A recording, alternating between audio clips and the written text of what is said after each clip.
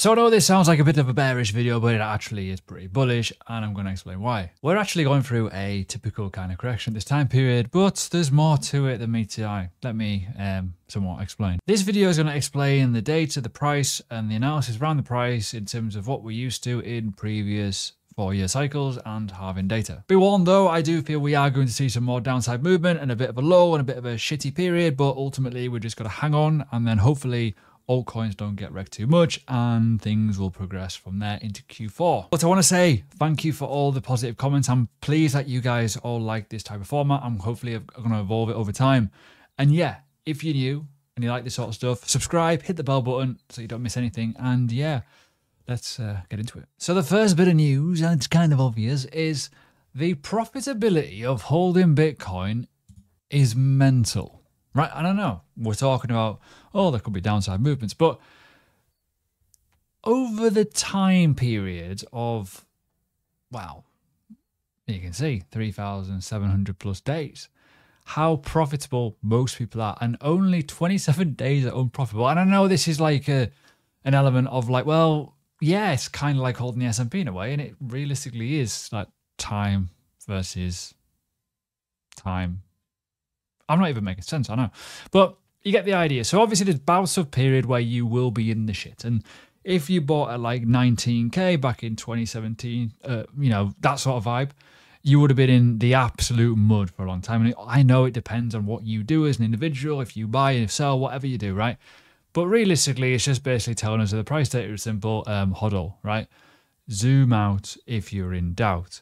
But this is perfect for letting you know something else. Now, the data between everything else that you could buy, potentially stocks, shares, ETFs, whatever, gold. Look at Bitcoin. Bitcoin is absolutely unbelievable. Now, when we relate this to gold, in the same time period, gold has went up 55%. Shocking in itself, right? So please be mindful of that. And I know there's a lot of people that watch stuff and go, oh, but Bitcoin's a bit naff, innit? But Bitcoin could be the only thing that you're going to make money on. Let's be honest here. I know, said it before, look at some of the bearish cycles and look at the data. Look at the period of years, right? Let me spell this out for you. You've got a 1, a 2, a 3, a shit year. A 1, a 2, a 3, a shit year. A 1, a 2, a 3, a shit year. A 1. What about next? Well, we're still green. 2025 and then 2026 red. Well, that's where we could be going. So the reason why this video came about is because people have been asking me, well, why we went down? What does it matter? Why does things, if it's all, you know, pink and fluffy and rainbows and all that kind of stuff, why? Because people need to sell, right? There's market manipulation, there's market makers, there's buyers, there's sellers, there's weak hands, there's emotions at play, which is why the markets are amazing. Manipulation could be in different type of vibes, but the obvious here is, well, 1 billion BTC in the past 2 weeks have been sold. Most of that coincides with the selling from the US listed BTC ETFs, right? So long-term holders and miners have been significant sellers. I'm going to come back to the miners in a bit, right? You're going to really like this. The trends, obviously, yes, interesting. And obviously the miners shifting their focus. I know, we've got to talk about it realistically. However, don't get too alarmed. In terms of the data though, right, it's not too bad. Yes, there's been a lot less inflows. The US market yesterday was shut, so that doesn't matter. But the reality is this week has been crap versus the previous week.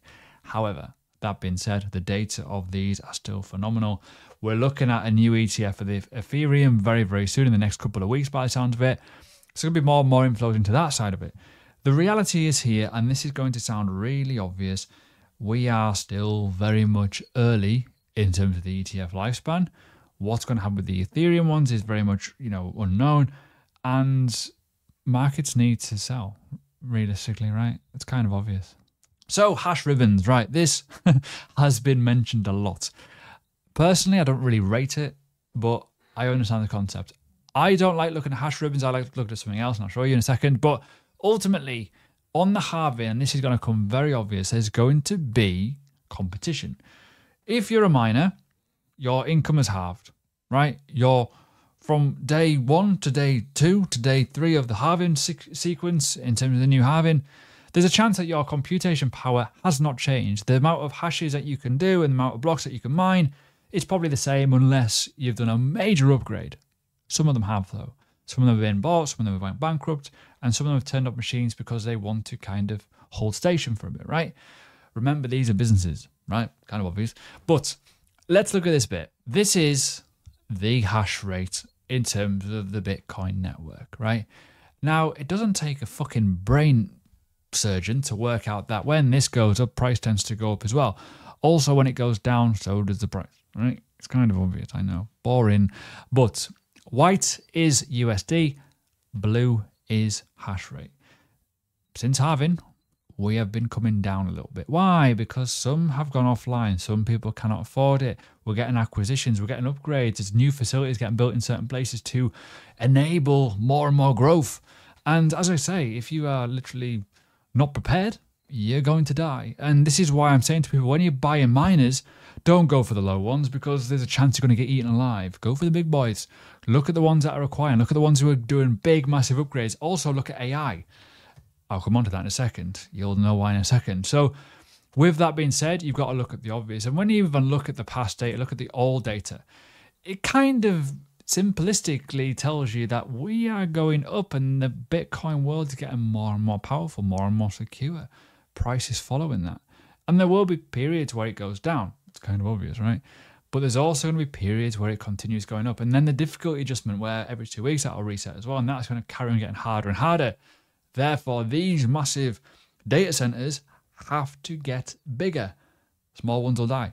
Big ones will survive. Now, I know you're bored of this, and I know I can see in the comments that you're probably screeching, well, Ash, you've said this so many times, but we've got to look at the data here. This is like the halving data. We are currently 60 days after halving, and this is kind of the cycle period, what happens, right? Let me zoom in on this bad boy.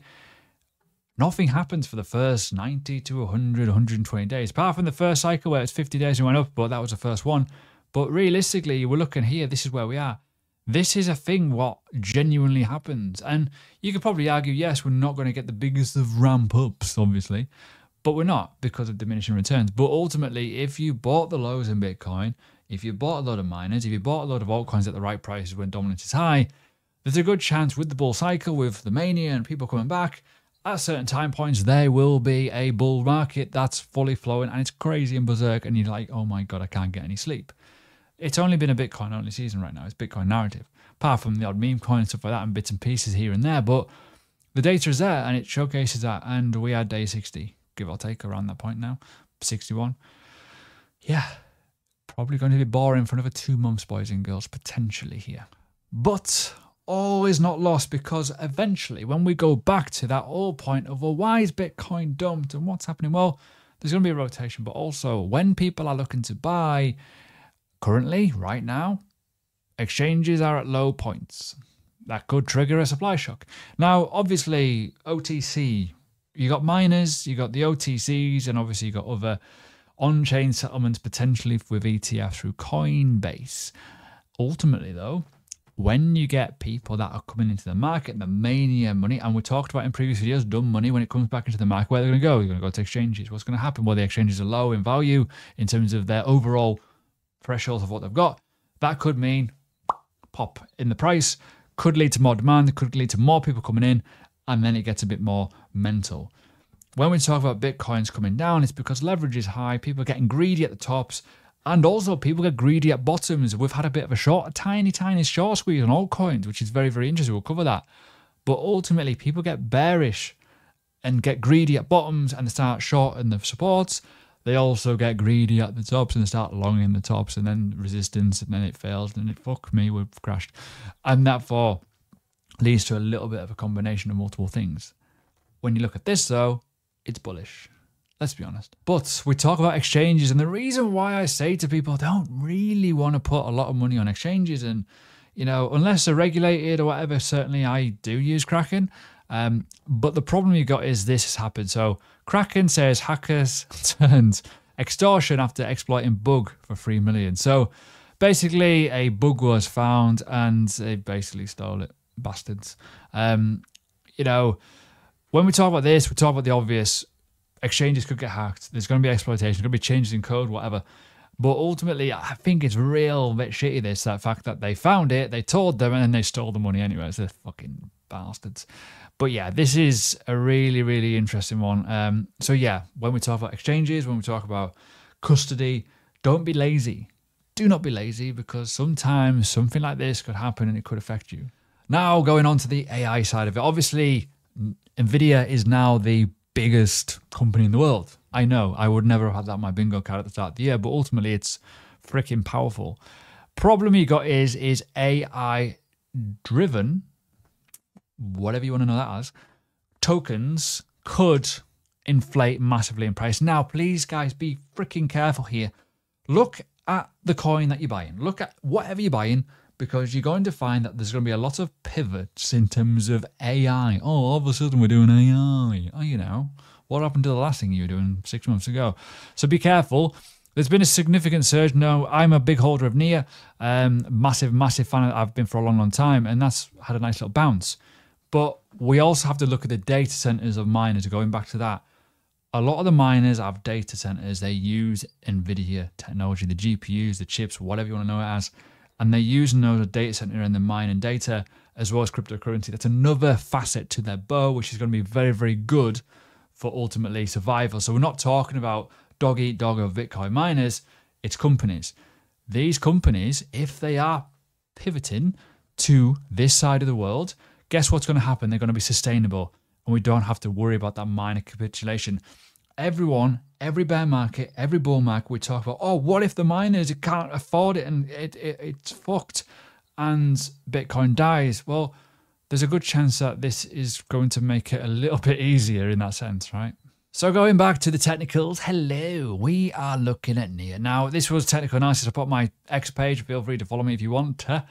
We're bouncing quite significantly on a lot of altcoins. Bitcoin dominance is still up, though, technically, but this has found a level, it went really low. This was low. I was going to long it, but I forgot. Too busy. Got too many dogs these days.